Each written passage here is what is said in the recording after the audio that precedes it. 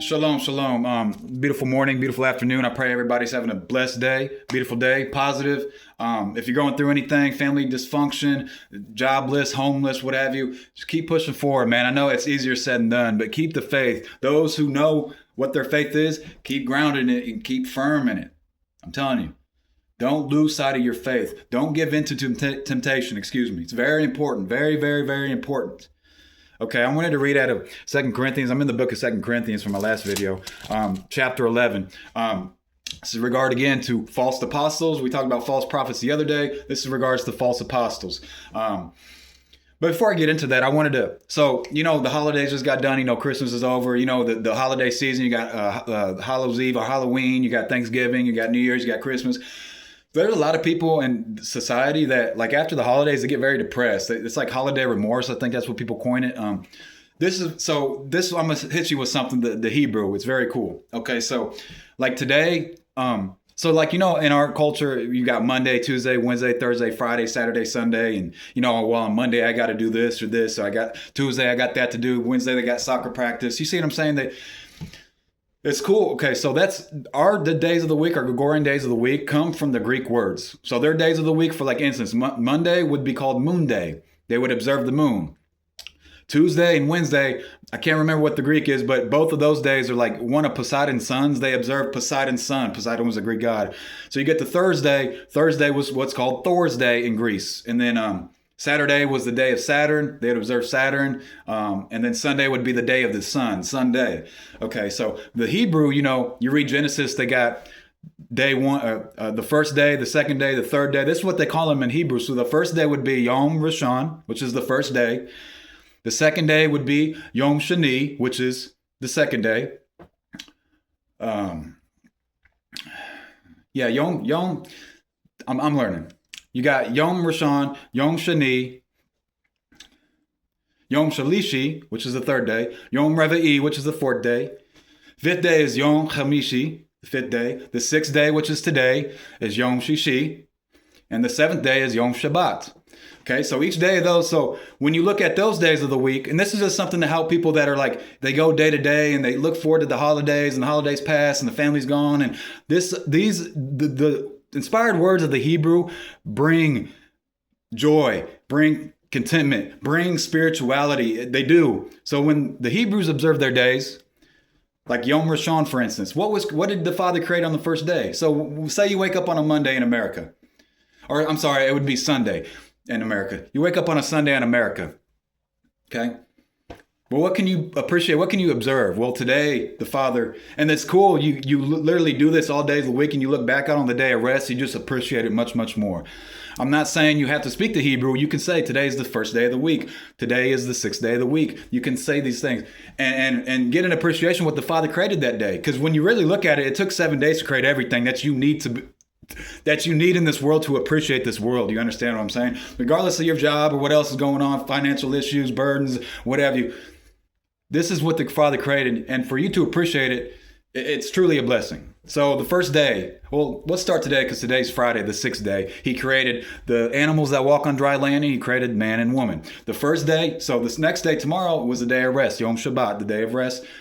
The 7th day, then Sunday would be Yom Rishon, the first day. And on that day, he said, let there be light. The Father said, let there be light. So you could wake up on the day and say, this is what the Father created. Created light and darkness. He separated the light from the day. He called the light day and the darkness night, the first day. See, something like that. It's inspired words that you can appreciate. That's merely it. That's all. If you get in a slump of the holidays and stuff, and you can look forward to Shabbat every weekend, you can observe Shabbat how you want. People light Shabbat candles in their window. It's an observance that you can appreciate. You know what I mean? So moving forward, I want to go in chapter 11, 2 Corinthians. I'm going to go ahead and start. I think I'm going to read the whole chapter. I hope you all will put up with a little more of my foolishness. Please bear with me. For I am jealous for you with the jealousy of God himself. I promised you as a pure bride to one husband, Messiah. But I fear that somehow your pure and undivided devotion to Messiah will be corrupted just as Eve was deceived by the cunning ways of the serpent. You happily put up with whatever anyone tells you, even if they preach a different Yahusha than the one we preach. or a different kind of spirit than the one you received, or a different kind of good news than the one you believed. But I don't consider myself inferior in any way to these super apostles who teach such things. I may be unskilled as a speaker, but I am not lacking in knowledge. We have made this clear to you in every possible way. Was I wrong when I humbled myself and honored you by preaching God's good news to you without accepting anything in return? I robbed other churches by accepting their contributions so I could serve you at no cost. And when I was with you and didn't have enough to live on, I did not become a financial burden to anyone. For the brothers who came from Macedonia brought me all that I needed. I have never been a burden to you, and I never will be. As surely as the truth of Messiah is in me, no one in all of Greece will ever stop me from boasting about this. Why? Because I don't love you? God knows that I do. But I will continue doing what I have always done. This will undercut those who are looking for an opportunity to boast that their work is just like ours. Again, this will undercut those who are looking for an opportunity to boast that their work is just like ours, those in Messiah. These people are false apostles. They are deceitful workers who disguise themselves as apostles of Messiah. But I am not surprised. Even Satan disguises himself as a messenger of light. So it is no wonder that his servants also disguise themselves as servants of righteousness. In the end, they will get the punishment their wicked deeds deserve. Again, I say, don't think that I am a fool to talk like this. I'll say that again. Again, I say, don't think that I am a fool to talk like this. But even if you do, listen to me as you would to a foolish person, which I also boast a little. Such boasting is not from the Lord, but I am acting like a fool. And since others boast about their human achievements, I will too.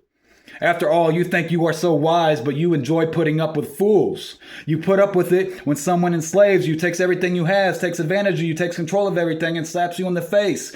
I'm ashamed to say that we've been too weak to do that. But whatever they dare to boast about, I'm talking like a fool again. I dare to boast about it too. Are they Hebrews? So am I.